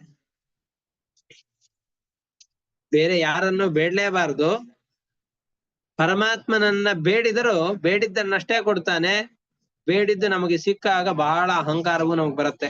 ಅದು ಬರ್ಲಿಕ್ಕೇನು ಬಹಳ ಇದೆ ಇಲ್ಲ. ನಮ್ಮ ಹೊಲಗಳಲ್ಲಿ ಒಳ್ಳೆ ಸಸ್ಯ ಬರಬೇಕು ಅಂತಂದ್ರೆ ಗೊಬ್ಬರವನ್ನು ಬಹಳ ಪ್ರಯತ್ನ ಪಡಬೇಕು. ನೀರ್ ಹಾಕ್ಬೇಕು, ಗೊಬ್ಬರವನ್ನು ಹಾಕ್ಬೇಕು, ಭೂಮಿಯನ್ನ ಹಸನು ಮಾಡ್ಬೇಕು. ಆದ್ರೆ ಈ ಕಾಂಗ್ರೆಸ್ ಗಿಡ ಅಥವಾ ಪಾಪಾಸ್ ಕಳ್ಳಿ ಇವೆಲ್ಲ ಬೆಳಿಬೇಕು ಅಂತಂದ್ ಹೇಳಿದ್ರೆ ಬಹಳ ಪ್ರಯತ್ನ ಮಾಡ್ಬೇಕಾಗಿಲ್ಲ, ಅನಾಯಾಸವಾಗಿ ಬೆಳೆದು ಬಿಡತ್ತೆ. ಹಾಗೆ ನಮ್ಮ ಮನಸ್ಸಿನಲ್ಲಿ ಅಹಂಕಾರ ಮುಂತಾದ ದೋಷಗಳೆಲ್ಲವೂ ಕೂಡ ಅನಾಯಾಸವಾಗಿ ಬೆಳೆದು ಬಿಡತ್ತೆ. ಆ ಅಹಂಕಾರವನ್ನ ತೋರಿಸಿದವು ಅಂತಾದ್ರೆ ಇರುವ ಸಂಪತ್ತೆಲ್ಲವನ್ನೂ ಕೂಡ ಕಸಿದುಕೊಂಡು ನಿನ್ನ ಯೋಗ್ಯತೆ ಇಟ್ಟು ಅಂತ ಮತ್ತೆ ಅಧಪಾದಕ್ಕೆ ಹಾಕಿ ಬಿಡುತ್ತಾನೆ. ಆದರೆ ಏನನ್ನೂ ಬೇಡದೇನೆ ಭಗವಂತನ ಭಕ್ತಿಯೊಂದನ್ನೇ ಬೇಡುವಂತಹ ಭಕ್ತರು ಯಾರಿರ್ತಾರೋ ಅಂತಹ ಭಕ್ತರಿಗೆ ಅದು ಇದು ಎಲ್ಲ ಕೊಡೋದಿಲ್ಲ, ತನ್ನ ಅತ್ಯಂತ ಮೃದುವಾದಂತಹ ಕೋಮಲವಾದ ಪಾದದ ಸಂಘವನ್ನು ನಿರಂತರವಾಗಿ ಕೊಟ್ಟು ಬಿಡ್ತಾನೆ. ಯೈ ಶ್ರದ್ಧಯ ಬರಹಿಷಿ ಭಾಗಶೋ ಹವಿರ್ ನಿರುಕ್ತಮಿಷ್ಟಂ ವಿಧಿಮಂತ್ರ ವಸ್ತುತಃ ಏಕ ಪೃಥಂಗ್ ನಾಮಭಿರಾಹುತೋ ಮುದಾ ಗೃಹಾತಿ ಪೂರ್ಣಃ ಸ್ವಯಮಾಶಿಷಾಂ ಪ್ರಭು. ಬಯಸಿದ್ದೆಲ್ಲವನ್ನು ಕೊಡುವಂತಹ ಆ ಪರಮಾತ್ಮನನ್ನ ಪ್ರತಿಯೊಂದು ಯಾಗ ಮಂತ್ರಗಳಲ್ಲೂ ಕೂಡ ಪರಮಾತ್ಮನೇ ಇದು ನಿನಗೆ ಅರ್ಪಿತ ಅಂತ ಆ ಭಾವನೆಯಿಂದಾಗಿ ಪೂಜೆ ಮಾಡ್ತಾರೆ. ಸತ್ಯಂ ದಿಶತ್ಯರ್ಥಿತ ಮರ್ಥಿತೋ ನೃಣಾಂ ನೈವಾರ್ಥಿತೋ ಯತ್ ಪುನರರ್ಥಿನೋ ಮದಃ. ಭಗವಂತ ಬೇಡಿದ್ದೆಲ್ಲವನ್ನು ಕೂಡ ಕೊಡ್ತಾನೆ ಅನ್ನೋದು ನಿಜ. ಆದರೆ ಪುನರರ್ಥಿನೋ ಮದಃ, ಮದ ಬಂತೋ ಅಹಂಕಾರ ತೋರಿಸಿದೆವು ಅಂತಾದ್ರೆ ಬೇಡಿದವರಿಗೆ ಬೇಡಿದ್ದನ್ನು ವಾಪಸ್ ಕೊಡೋದಿಲ್ಲ, ಕೊಟ್ಟಿದ್ದನ್ನ ಕಸಿದುಕೊಂಡು ಬಿಡ್ತಾನೆ. ಸ್ವಯಂ ವಿಧತ್ತೆ ಭಜತಾಂ ಅನಿಚ್ಛತಾಂ ಇಚ್ಛಾ ವಿಧಾನಂ ನಿಜಪಾದ ಪಲ್ಲವಂ. ಹಾಗಾದ್ರೆ ನಾವೇನು ಬಯಸ್ತೇನೆ ಕೆಲಸ ಮಾಡ್ತೇವೆ ಅಂತಂದ್ರೆ ಹಾಗಾಗಿ ನಮ್ಮನ್ನ ರೋಡಲ್ಲಿ ಹಾಗೆ ಬಿಟ್ಬಿಡ್ತಾನ. ಏನಾದ್ರೂ ಬೇಡಿದ ಮೇಲೆ ಸ್ವಲ್ಪ ಅಹಂಕಾರ ಬರುತ್ತೆ. ಹೌದು, ಅಹಂಕಾರ ಬರುತ್ತೆ ಅಂತ ಬೇಡೋದನ್ನ ಬಿಟ್ಬಿಟ್ರೆ ನಮ್ಗೇನಾದ್ರೂ ಸಿಗಬೇಕಲ್ವಾ. ಬೇಡಿದ್ರೆ ಕೊಡೋದು ಕಷ್ಟ ಇದೆ, ಬೇಡ್ಲಿಲ್ಲ ಅಂದ್ರೆ ಏನ್ ಕೊಡ್ತಾನವನು ಅಂತ ಯೋಚನೆ ಮಾಡಬೇಡಿ. ಹರಿ ತಾನೇ ನಮಗೇನು ಬೇಕೋ ಎಲ್ಲವನ್ನು ಕೊಡ್ತಾನೆ. ಎಲ್ಲವನ್ನು ಕೊಡುವಂತಹ ಮೋಕ್ಷ ಪದವಿಯನ್ನು ಕೊಟ್ಟು ಬಿಡ್ತಾನೆ. ನಮಗೆಲ್ಲ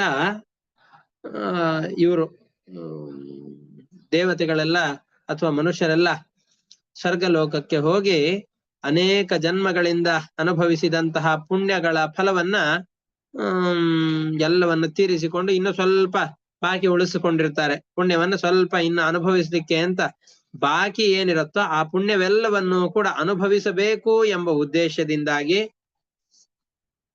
ನೀವು ಎಲ್ಲಿಗೆ ಹೋಗ್ತೀರಿ ಅಂತ ಕೇಳ್ತಾರೆ. ಎಲ್ಲಿಗೆ ಹೋಗ್ತೀರಿ ನೀವು, ಎಲ್ಲಿಗೆ ನಿಮ್ಮನ್ನು ಕಳಿಸ್ಬೇಕು ಅಂತ ದೇವತೆಗಳು ಕೇಳಿದರೆ ಅವರೆಲ್ಲ ಕೇಳಿಕೊಳ್ಳೋದು, ಪ್ರಾರ್ಥನೆ ಮಾಡ್ಕೊಳ್ಳೋದು, ಸ್ವರ್ಗ ಸುಖವನ್ನೆಲ್ಲ ಅನುಭವಿಸಿದ ಮೇಲೆ ಅಲ್ಪ ಸ್ವಲ್ಪ ಏನಾದ್ರೂ ಪುಣ್ಯ ಉಳಿದಿದೆ ಅಂತಂದ್ರೆ ಮತ್ತೆ ನಮಗೆ ಭಾರತ ವರ್ಷದಲ್ಲಿ ಜನ್ಮ ಸಿಗಲಿ. ಯಾಕೆಂದ್ರೆ ಈ ಭಾರತ ಭೂಮಿಯಲ್ಲಿ ಹುಟ್ಟಿದರೆ ಅನೇಕ ಪರಮಾತ್ಮನ ನೋಡಿ ಎಷ್ಟೆಷ್ಟು ಅವತಾರಗಳನ್ನ ಪರಮಾತ್ಮ ಈ ಸ್ಥಳದಲ್ಲಿ ಮಾಡಿದ್ದಾನೆ. ರಾಮನಾಗಿ ಹುಟ್ಟಿದ್ದಾನೆ, ಕೃಷ್ಣನಾಗಿ ಅವತಾರ ಮಾಡಿದ್ದಾನೆ, ಕಲ್ಕಿಯಾಗಿ ಅವತಾರ ಮಾಡುವವನಿದ್ದಾನೆ, ಬುದ್ಧನಾಗಿ ಅವತಾರ ಮಾಡಿದ್ದಾನೆ, ಅನೇಕ ರೂಪಗಳನ್ನ ತಾಳಿ ಪರಮಾತ್ಮ ಬಂದಿದ್ದಾನೆ. ಅಂತಹ ಪರಮಾತ್ಮನ ಸ್ಮರಣೆಯನ್ನ ಕೊಡುವಂತಹ ಸ್ಥಳ ಈ ಭಾರತ ಭೂಮಿ. ಅದರಿಂದಾಗಿ ಆ ಭಾರತ ಭೂಮಿಯನ್ನ ಅವರೆಲ್ಲ ಬಯಸ್ತಾರೆ. ಇಲ್ಲಿ ಸತ್ಕರ್ಮಗಳನ್ನ ಮಾಡ್ತಾ ಮಾಡ್ತಾ ಮಾಡ್ತಾ ಮೋಕ್ಷವೆಂಬಂತಹ ಪದವಿಯನ್ನೇ ಪಡೆದು ಬಿಡ್ತಾರೆ. ಯದ್ಯತ್ರನ ಸ್ವರ್ಗ ಸುಖಾವಶೇಷಿತಂ ಸ್ವಿಷ್ಟಸ್ಯ ದತ್ತಸ್ಯ ಕೃತಸ್ಯ ಶೋಭನಂ ತೇನಾಬ್ಜನಾಭ ಸ್ಮೃತಿ ಜನ್ಮನ ಸ್ಯಾತ್ ವರ್ಷೇ ಹರಿರ್ ಭಜತಾಂ ನಶ್ಯನೋತಿ ಶಂತನೋತಿ. ಭಗವಂತನ ಭಕ್ತರ ನಿರಂತರವಾದ ಕಥಾಶ್ರವಣ ಏನಿದೆಯೋ, ಈ ಜನರ ಸಂಪರ್ಕ ಏನಿದೆಯೋ ಅದು ನಮಗೆ ಶಂತನೋತಿ, ಮೋಕ್ಷ ಸುಖವನ್ನ ಕರುಣಿಸಿ ಬಿಡತ್ತೆ. ಅಂತಹ ಮೋಕ್ಷ ಸುಖವನ್ನು ಕೊಡುವಂತಹ ಈ ಸ್ಥಳದಲ್ಲಿ ನಮಗೆ ವಾಸವನ್ನು ಕೊಡಿ ಅಂತ ಅವರೆಲ್ಲರೂ ಪ್ರಾರ್ಥನೆ ಮಾಡ್ತಾರಂತ. ಅಂತ ಈ ಭಾರತ ಭೂಮಿಯ ಬಗೆಗೆ ದೇವತೆಗಳೆಲ್ಲ ಏನು ಸ್ತೋತ್ರ ಮಾಡ್ತಾರೋ ಆ ಸ್ತೋತ್ರವನ್ನ ಶುಕಾಚಾರ್ಯರು ಪರೀಕ್ಷಿತ ರಾಜನಿಗೆ ಹೇಳಿ, ಪರೀಕ್ಷಿತ ರಾಜ ನೀನು ಅಂತಹ ಪವಿತ್ರವಾದ ಭೂಮಿಯಲ್ಲಿ ಅವತಾರ ಮಾಡಿದ್ದಿ ಅಂತ ಹೇಳಿದರು. ಇದು ಆದ್ಮೇಲೆ ಈಗ ನೋಡಿ, ಬ್ರಹ್ಮಾಂಡದಲ್ಲಿ ಸಪ್ತ ದ್ವೀಪಗಳಿವೆ. ಆ ಸಪ್ತ ದ್ವೀಪಗಳಲ್ಲಿ ಜಂಬೂ ದ್ವೀಪ ಮಧ್ಯದ ದ್ವೀಪ. ಆ ಮಧ್ಯದ ಜಂಬೂ ದ್ವೀಪದಲ್ಲಿ ಸಪ್ತ ವರ್ಷಗಳಿದೆ. ಇಳಾವೃತ, ಭದ್ರಾಶ್ವ, ಕೇತುಮಾಲ, ರಮ್ಯಕ, ಹಿರಣ್ಮಯ, ಕುರು, ಹರಿವರ್ಷ, ಕಿಂಪುರುಷ ಮತ್ತು ಭರತ ವರ್ಷ ಅಂತ 9 ವರ್ಷಗಳಿವೆ ಅಂತ ಹೇಳಿ, ಪ್ರತಿಯೊಂದು ವರ್ಷದಲ್ಲಿ ಯಾವ ಯಾವ ರೂಪದಿಂದ ಪರಮಾತ್ಮ ನೆಲೆಸಿದ್ದಾನೆ, ಅಲ್ಲಿರುವಂತಹ ಜನರು ಪರಮಾತ್ಮನನ್ನು ಹೇಗೆ ಸ್ತೋತ್ರ ಮಾಡ್ತಾ ಇದ್ದಾರೆ, ಇವೇ ಮೊದಲಾದ ಕಥೆಗಳೆಲ್ಲವನ್ನ ಹೇಳಿ ಭಾರತ ಭೂಮಿಯ ಮಹತ್ವವನ್ನ ಇಲ್ಲಿವರೆಗೂ ತಿಳಿಸ್ತಾ ಬಂದ್ರು. ಇದು ಆದ್ಮೇಲೆ ಭಾರತ ಭೂಮಿಯಲ್ಲಿಯೇ ನೋಡಿ, ಜಂಬೂ ದ್ವೀಪದಲ್ಲಿ ಜಂಬೂ ದ್ವೀಪದಲ್ಲಿ 9 ವರ್ಷಗಳಿವೆ. ಆ 9 ವರ್ಷದಲ್ಲಿ 1 ವರ್ಷ ಭಾರತ ವರ್ಷ. ಈ ಭಾರತ ವರ್ಷದಲ್ಲೂ ಕೂಡ 8 ಅವಾಂತರ ವರ್ಷಗಳಿವೆ ಅಂತ ಹೇಳ್ತಾರೆ. ಸಗರ ಮಹಾರಾಜನ ಮಕ್ಕಳೆಲ್ಲರೂ ಕೂಡ ಒಂದು ಕಥೆ ಇದೆ. ಸಗರ ಮಹಾರಾಜ ಒಂದು ಅಶ್ವಮೇಧ ಯಾಗವನ್ನು ಮಾಡಬೇಕು ಅಂತ ಅಂದುಕೊಂಡಿದ್ದ.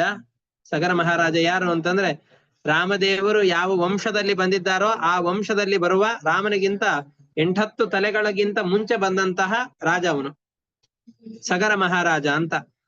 ಆ ಸಗರ ಮಹಾರಾಜನಿಗೆ 60,000 ಮಕ್ಕಳಿದ್ರು, ಸಾವಿರಾರು ಜನ ಮಕ್ಕಳಿದ್ರು. ಅವನು ನಿರಂತರವಾಗಿ ಅಶ್ವಮೇಧ ಯಾಗಗಳನ್ನ ಮಾಡ್ತಾ ಇದ್ದ. ಅವನು 100 ಅಶ್ವಮೇಧ ಯಾಗಗಳನ್ನ ಮಾಡ್ತಾ ಇದ್ದಾನೆ. ಆ ಸಂದರ್ಭದಲ್ಲಿ ಅವನ ಅಶ್ವವನ್ನು ತಗೊಂಡು ಇಂದ್ರದೇವರು ಅಪಹಾರ ಮಾಡಿಕೊಂಡು ರಸಾತಲದಲ್ಲಿ ಕಪಿಲ ರೂಪಿಯಾದಂತಹ ಪರಮಾತ್ಮ ತಪಸ್ಸನ್ನು ಮಾಡ್ತಾ ಇದ್ದಾನೆ. ಅವ್ರ ಬಳಿಯಲ್ಲಿ ಬಿಟ್ಬಿಟ್ರು. ಯಜ್ಞ ವಿಘ್ನಗೊಂಡಿತು. ಯಜ್ಞ ಪ್ರಾರಂಭ ಮಾಡಿದ್ದಾನೆ, ನಿರ್ವಿಘ್ನವಾಗಿ ಮುಗಿಬೇಕು, ಆದ್ರೆ ವಿಘ್ನ ಬಂದಿದೆ. ಪ್ರಾರಂಭ ಮಾಡಿದ್ದನ್ನ ಹಾಗೆ ಬಿಡೋ ಹಾಗಿಲ್ಲ, ಮುಗಿಸ್ಬೇಕು. ಹಾಗಾದ್ರೆ ಮುಗಿಸೋಣ ಅಂತಂದುಕೊಂಡು ಆ ಅಶ್ವ ಎಲ್ಲಿದೆ ಅಂತ ಹುಡುಕ್ಲಿಕ್ಕೆ ಅಂತ ಹೊರಟ್ರು. 99 ಅಶ್ವಮೇಧ ಯಾಗಗಳು ನಿರ್ವಿಘ್ನವಾಗಿ ಮುಗಿದಿದೆ. 100ನೇ ಅಶ್ವಮೇಧ ಯಾಗ ಆಗಬೇಕು, ವಿಘ್ನ ಬಂದ್ಬಿಡ್ತು. ಅವರು ಹೋಗ್ತಾ ಇದ್ದಾರೆ, ಎಲ್ಲ ಕಡೆಯಲ್ಲಿ ಹುಡುಕ್ತಾ ಇದ್ದಾರೆ. ಭೂಲೋಕದಲ್ಲಿ ಎಲ್ಲ ಹುಡುಕಿದ್ರು ಕೂಡ ಸಿಗಲಿಲ್ಲ.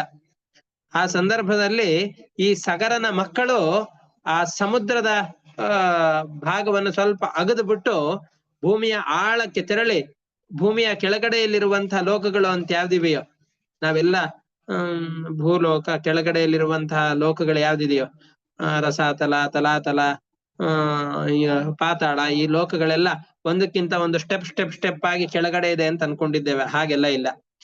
ಮೇಲ್ಗಡೆಯಲ್ಲಿರುವ ಲೋಕಗಳು ಸ್ಟೆಪ್ ಆಗಿ ಒಂದೊಂದು ಲೋಕದ ಮೇಲ್ಗಡೆಯಲ್ಲಿ ಹಂತವಾಗಿದೆ. ಆದ್ರೆ ಕೆಳಗಡೆಯಲ್ಲಿರುವ ಲೋಕಗಳೆಲ್ಲ ಹಂತವಾಗಿ ಕೆಳಗಡೆ ಇಲ್ಲ. ಭೂಮಿಯ ಒಂದು ಭಾಗದ ಇದು ಭೂಲೋಕವನ್ನು ಅಗದ್ರೆ ಅದು ಎಲ್ಲ ದಿವ್ಯವಾದ ಲೋಕಗಳು. ನಾವು ಅಗಿಲಿಕ್ಕೆ ಹೋದ್ವಿ ಅಂತಂದ್ರೆ ನಮಗೇನು ಕಾಣೋದಿಲ್ಲ, ಬರೀ ಮಣ್ಣು ಅಷ್ಟೇ ಸಿಗತ್ತೆ. ಸಮುದ್ರದ ಆಳದಲ್ಲಿ ಅದಕ್ಕೆ ದಿವ್ಯವಾದಂತಹ ಜನರಿಗೆ ಮಾತ್ರ ತೋರುವಂತಹ ಮಾರ್ಗಗಳೆಲ್ಲ ಆ ಲೋಕಗಳಿಗಿವೆ. ಭೂಲೋಕದ ಒಂದು ಭಾಗದಲ್ಲಿ ಒಂದು ಲೋಕ, ಅಧೋಲೋಕ, ಪಾತಾಳ, ತಲಾತಲ, ಇವೆಲ್ಲವೂ ಕೂಡ ಇಲ್ಲೇ ಇರುವಂತಹ ಲೋಕಗಳಿವು. ಅದನ್ನೆಲ್ಲ ಅಗಿತಾ ಯಾವ್ಯಾವ ಲೋಕದಲ್ಲಾದ್ರೂ ಇದನ ಅಂತ ಹುಡುಕ್ಲಿಕ್ಕೆ ಅಂತ ಸಗರನ ಮಕ್ಕಳೆಲ್ಲರೂ ಪ್ರವೇಶ ಮಾಡ್ತಾ ಇದ್ದಾರೆ. ಪ್ರವೇಶ ಮಾಡಿದಾಗ ಅವ್ರು ಅಲ್ಲಿಗೆ ಹೋಗ್ತಾರೆ. ಅಲ್ಲಿಗೆ ಹೋದಾಗ ಆ ಕಪಿಲ ಋಷಿಗಳ ಎದುರುಗಡೆಯಲ್ಲಿ ಕುದುರೆ ಓಡಾಡ್ತಾ ಇದೆ. ಅವರು ತಪಸ್ವಿಗಳಾಗಿ ಆ ತಪಸ್ಸಿನ ಭರದಲ್ಲಿ ಕೂತಿದ್ದಾರೆ. ಇವರೆಲ್ಲ ನೋಡ್ಕೊಂಡ್ಬಿಟ್ಟು, ಓ ಇವನು ಹಂಗೆ ನಾಟಕ ಮಾಡ್ತಾ ಇದ್ದಾನೆ ಇವನು ಅಂತ ಅಂದ್ಕೊಂಡು ಅವನ ಮೇಲೆಲ್ಲ ಆಯುಧಗಳಿಂದ ಪ್ರಹಾರ ಮಾಡ್ಲಿಕ್ಕೆ ಅಂತ ಹೋದ್ರು. ಪರಮಾತ್ಮ ಒಮ್ಮೆ ಕಣ್ಬಿಟ್ಟು ಕೋಪದ ದೃಷ್ಟಿಯಿಂದ ನೋಡ್ದ, ಅವರೆಲ್ಲ ಸುಟ್ಟು ಬೂದಿಯಾಗಿ ಹೋದ್ರು. ಅವ್ರು ಏನ್ ಆವಾಗ ಸಮುದ್ರಗಳನ್ನ ಅಗದರೋ ಆ ಅಗೆದಂತಹ ಕಾರಣದಿಂದಾಗಿ ಈ ಜಂಬೂ ದ್ವೀಪದಲ್ಲಿಯೇ 8 ಮತ್ತೆ ಅವಾಂತರ ದ್ವೀಪಗಳಾಯ್ತು ಅಂತ ಕೆಲವರು ಹೇಳ್ತಾರೆ. ಆ 8 ದ್ವೀಪಗಳು ಯಾವುದು ಅಂತಂದು ಹೇಳಿದ್ರೆ, ಜಂಬೂ ದ್ವೀಪಸ್ಯ ಚ ರಾಜನ್ ಉಪದ್ವೀಪಾನ್ ಅಷ್ಟೌ ಹ್ಯೇಕ ಉಪದಿಶಂತಿ ಸಗರಾತ್ಮಜೈರಾಶ್ ಅಶ್ವಾನ್ವೇಷಣೆ ಇಮಾಂ ಮಹೀಂ ಪರಿತಃ ನಿಖನದ್ಭಿಃ ಉಪಕಲ್ಪಿತಾಂ. ಅಶ್ವವನ್ನು ಹುಡುಕುವಂತಹ ಸಂದರ್ಭದಲ್ಲಿ, ಕುದುರೆಯನ್ನು ಹುಡುಕುವಂತಹ ಸಂದರ್ಭದಲ್ಲಿ ಭೂಮಿಯನ್ನ ಅಗೆದಿದ್ರಿಂದಾಗಿ 8 ದ್ವೀಪಗಳು ಉಂಟಾಯಿತು ಅಂತ ಕೆಲವರು ಹೇಳ್ತಾರೆ. ಯಾವ್ದವು? ತದ್ಯಥ ಸ್ವರ್ಣಪ್ರಸ್ಥಃ ಚಂದ್ರಶುಕ್ಲಃ ಆವರ್ತನಃ ರಮಣಕಃ ಮಂದಹಾರಃ ಪಾಂಚಜನ್ಯಃ ಸಿಂಹಳಃ ಲಂಕಾ ಎಂಬುದಾಗಿ 8 ದ್ವೀಪಗಳಾಯಿತು ಅಂತ ಹೇಳಿ, ಈ ರೀತಿಯಾಗಿ ಭಾರತೋತ್ತಮ ನಾದಂತಹ ಭರತ ವಂಶದಲ್ಲಿ ಶ್ರೇಷ್ಠನಾದಂತಹ ಪ್ರಿಯವ್ರತ ರಾಜನೇ, ನನಗೆ ನನ್ನ ಗುರುಗಳಾದ ವೇದವ್ಯಾಸರಿಂದ ಜಂಬೂ ದ್ವೀಪದ ವರ್ಷಗಳ ವಿಭಾಗದ ವಿವರಣೆಯನ್ನು ಏನು ಪಡೆದಿದ್ದೇನೋ ಅದೆಲ್ಲವನ್ನು ಕೂಡ ನಿನಗೆ ಉಪದೇಶಿಸಿದ್ದೇನೆ ಅಂತ ಹೇಳ್ತಾ ಇದ್ದಾರೆ. ಮತ್ತೆ ಆ ಸಗರನ ಮಕ್ಕಳೆಲ್ಲರೂ ಕೂಡ ಅದನ್ನ ಹುಡುಕಿಲಿಕ್ಕೆ ಅಂತ ಹೋಗಿ ಭಸ್ಮವಾಗಿ ಹೋದ್ರು. ಅದು ಆದ್ಮೇಲೆ ಅವನ ವಂಶದಲ್ಲಿಯೇ ಅನೇಕ ರಾಜ ಮಹಾರಾಜರೆಲ್ಲ ಬಂದ್ರು. ದಿಲೀಪನೇ ಮೊದಲಾದಂತಹ ಅನೇಕ ರಾಜಾಧಿರಾಜರು, ರಾಮಾಯಣದಲ್ಲಿ ಬರುತ್ತೆ, ಮಹಾರಾಜರೆಲ್ಲ ಬಂದು ಹೋದ್ರು. ಅವ್ರು ಯಾರಿಗೂ ಅದನ್ನ ತೆಗೆಯಲಿಕ್ಕೆ ಆಗ್ಲಿಲ್ಲ, ಆ ಅಶ್ವವನ್ನು ತೆಗೆದುಕೊಂಡು ಬರ್ಲಿಕ್ಕೆ ಆಗ್ಲಿಲ್ಲ. ಅದಕ್ಕೆ ಭಗೀರಥ ಬಂದ. ಭಗೀರಥ ಪ್ರಯತ್ನ ಅಂತ ಕರಿತೇವೆ. ಸಾವಿರಾರು ವರ್ಷಗಳ ಕಾಲ ಅವನು ಹೋದ, ಹುಡುಕಿದ. ಅಲ್ಲಿ ಕುದುರೆ ಇತ್ತು, ಕುದುರೆಯ ಪಕ್ಕದಲ್ಲಿ ನೋಡಿ ಅನೇಕ ತಲೆಮಾರುಗಳೆಲ್ಲ ಮುಗಿದು ಹೋದರೂ ಕೂಡ ಕುದುರೆ ಅಲ್ಲೇ ಇತ್ತು. ತಮ್ಮ ಚಿಕ್ಕಪ್ಪಂದಿರೆಲ್ಲ ಎಲ್ಲಿದ್ದಾರೆ ಅಂತ ನೋಡಿದ್ರೆ ಬೂದಿಯಾಗಿ ಬಿದ್ದಿದ್ದಾರೆ. ದೊಡ್ಡ ರಾಶಿ, ಪರ್ವತದ ರಾಶಿಯ ರೀತಿಯಲ್ಲಿ ಅವ್ರದ್ದೆಲ್ಲ ಬೂದಿ ಬಿದ್ದಿದೆ. ಇವರಿಗೆ ಸದ್ಗತಿ ಆಗಬೇಕು ಅಂತ ಅಂದುಕೊಂಡು ತಪಸ್ಸನ್ನ ಮಾಡಿ ಗಂಗೆಯನ್ನ, ಶಿವನ ದೇವಲೋಕದಲ್ಲಿದ್ದಂತಹ ಗಂಗೆಯನ್ನ ಭೂಲೋಕಕ್ಕೆ ತರಿಸಿದ. ಶಿವನ ಜಟೆಯಲ್ಲಿ ಬಂದ್ಲು. ಅಲ್ಲಿ ಅಹಂಕಾರವನ್ನ ತೋರಿದ್ರಿಂದಾಗಿ ಶಿವನ ಜಟೆಯಲ್ಲಿ ಬಂಧಿಯಾದ್ಲು. ಮತ್ತೆ ರುದ್ರದೇವರನ್ನು ಕುರಿತು ತಪಸ್ಸನ್ನು ಮಾಡ್ದ. ಬಿಟ್ಟಾಗ ಮತ್ತೆ ನಿಧಾನವಾಗಿ ಹರಿದುಕೊಂಡು ಬಂದ್ಲು. ಅಲ್ಲಿಯೂ ಕೂಡ ಜನ್ಹು ಋಷಿಗಳ ಆಶ್ರಮವನ್ನ ಕೊಚ್ಚಿಕೊಂಡು ಹೋಗ್ತಾ ಇದ್ಲು ಅಂತ ಜನ್ಹು ಮಹರ್ಷಿಗಳು ಅವಳನ್ನ ಆಚಮನ ಮಾಡಿಬಿಟ್ರು. ಭೂಮಿಯಲ್ಲಿ ಗಂಗಾ ನದಿಯೇ ಇಲ್ಲ. ಎಷ್ಟು ಅಡ್ಡಿ ಆತಂಕಗಳು. ಮತ್ತೆ ಆ ಜನ್ಹು ಋಷಿಗಳನ್ನ ಪ್ರಾರ್ಥನೆ ಮಾಡಿದಾಗ ಅವರು ತಮ್ಮ ಕಿವಿಯಿಂದಾಗಿ ಅವಳನ್ನ ಬಿಟ್ರು. ಅದರ ಆ ಜನ್ಹು ಋಷಿಗಳ ಕಿವಿಯಿಂದ ಬಂದಿದ್ರಿಂದಾಗಿ ಜಾಹ್ನವಿ ಅಂತ ಕರೆಸಿಕೊಂಡ್ಲು. ಆ ನಂತರದಲ್ಲಿ ಭಗೀರಥ ತನ್ನ ಮಹಾಪ್ರಯತ್ನದಿಂದಾಗಿ ಆ ನದಿಯನ್ನು ಭೂಲೋಕದಲ್ಲೆಲ್ಲ ಹರಿಸಿ ಕೊನೆಗೆ ರಸಾತಲಕ್ಕೆ ಕರೆದುಕೊಂಡು ಹೋಗಿ ತನ್ನ ಚಿಕ್ಕಪ್ಪಂದಿರು ಯಾರಿದ್ರು, ತನ್ನ ಅಜ್ಜಂದಿರು ಯಾರಿದ್ರು, ಆ ವಂಶದಲ್ಲಿ ಬಂದಂತಹ ಎಲ್ಲ ಅಜ್ಜಂದಿರನ್ನ ಉನ್ನತವಾದಂತಹ ಲೋಕಗಳಿಗೆ ಕಳಿಸ್ಬೇಕು ಅನ್ನುವ ಕಾರಣದಿಂದ ಗಂಗಾ ನದಿಯ ಪ್ರವಾಹವನ್ನ ಅವರ ಭಸ್ಮದ ಮೇಲೆ ಹರಿಸಿ ಅವರನ್ನೆಲ್ಲ ಉತ್ತಮ ಲೋಕಕ್ಕೆ ತೆರಳುವಂತೆ ಮಾಡಿದ ಅಂತ ಈ ಸಗರ ರಾಜನ ಕಥೆಯಲ್ಲಿ, ರಾಮಾಯಣದ ಕಥೆಯಲ್ಲಿ ಇಷ್ಟೆಲ್ಲ ಬರುತ್ತೆ. ಅಂತಹ ಸಗರನ ಮಕ್ಕಳು 60,000 ಜನ ಏನಿದ್ರೋ ಅವರು ಭೂಮಿಯನ್ನು ಅಗೆದಾಗ 8 ಉಪದ್ವೀಪಗಳಾಗಿ ಜಂಬೂ ದ್ವೀಪದಲ್ಲಿ ಇವೆ ಅಂತ ಹೇಳಿ ಅವುಗಳ ಹೆಸರನ್ನು ಹೇಳಿದ್ರು. ಇಷ್ಟು ಜಂಬೂ ದ್ವೀಪದ ವಿವರಣೆಯನ್ನ ಶುಕಾಚಾರ್ಯರು ಪರೀಕ್ಷಿತ ರಾಜನಿಗೆ ಹೇಳ್ತಾ ಇದ್ದಾರೆ. ಇದು ಆದ್ಮೇಲೆ ಇನ್ನು ಉಳಿದ 6 ದ್ವೀಪಗಳಿವೆ. ಆ 6 ದ್ವೀಪಗಳ ವಿವರಣೆಯನ್ನು ಒಂದೇ ಒಂದು ಮುಂದಿನ ಅಧ್ಯಾಯದಲ್ಲಿ ಮುಗಿಸಿಬಿಡ್ತಾರೆ. ಎಲ್ಲ ದ್ವೀಪಗಳಲ್ಲೂ ಸಾಮಾನ್ಯವಾದಂತಹ ಲಕ್ಷಣಗಳು ಇರೋದ್ರಿಂದಾಗಿ ಅವು ಎಲ್ಲವನ್ನೂ ಕೂಡ ತುಂಬಾ ಸಂಕ್ಷಿಪ್ತವಾಗಿ ನಾಳೆಯ ಪಾಠದಲ್ಲಿ ನೋಡೋಣ. ಇವತ್ತಿಗೆ ಇಷ್ಟಕ್ಕೆ ಪಾಠವನ್ನು ಮುಕ್ತಾಯ ಮಾಡ್ತಾ ಇದ್ದೇನೆ. ಹರಯೇ ನಮಃ. ಶ್ರೀಕೃಷ್ಣ ಅರ್ಪಣಮಸ್ತು.